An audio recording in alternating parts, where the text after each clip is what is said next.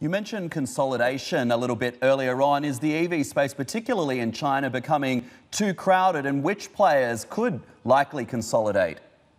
Well, if you're thinking about that, car companies or car industry in particular is unique in the sense is highly fragmented at the moment. And so if you're looking at ride sharing or any other industry, there won't be so many players. So I would think going forward as, the three new EV upstart, Neo, Spang, and Li Auto, for instance, at some point, if they merge, it shouldn't be too much of a surprise. After all, Didi was a merger as a result to arrive the prominent position. But on top of that is also OEM, the traditional OEM, whether it's Honda, Toyota, Daimler, and VW.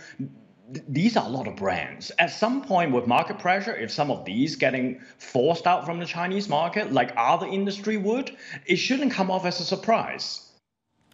How much will regulatory concerns likely weigh on the EV space? Those regulatory tech concerns in China weigh on the EV space. You just mentioned Didi. Of course, we've been following that story today. Is that a threat to the EV sector in China? So I think we need to come back down to the Chinese regulator motive. It's very easy to extend the logic on the regulation of Didi into the EV sector, but they are not the same thing.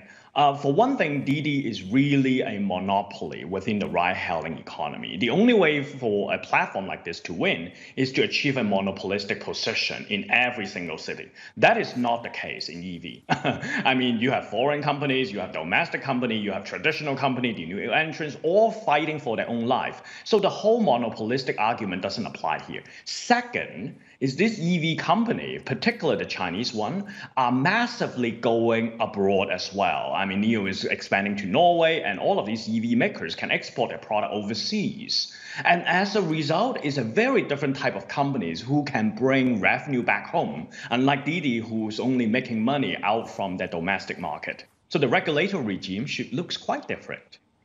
Right. Final question for you. How do these EV makers mitigate the supply chain crunch that we're seeing at the moment? Do they simply team up and build their own chips and batteries? You're beginning to see something like that, right? The push for Chinese automaker in trying to become self-sufficient. And the best example would be BYD.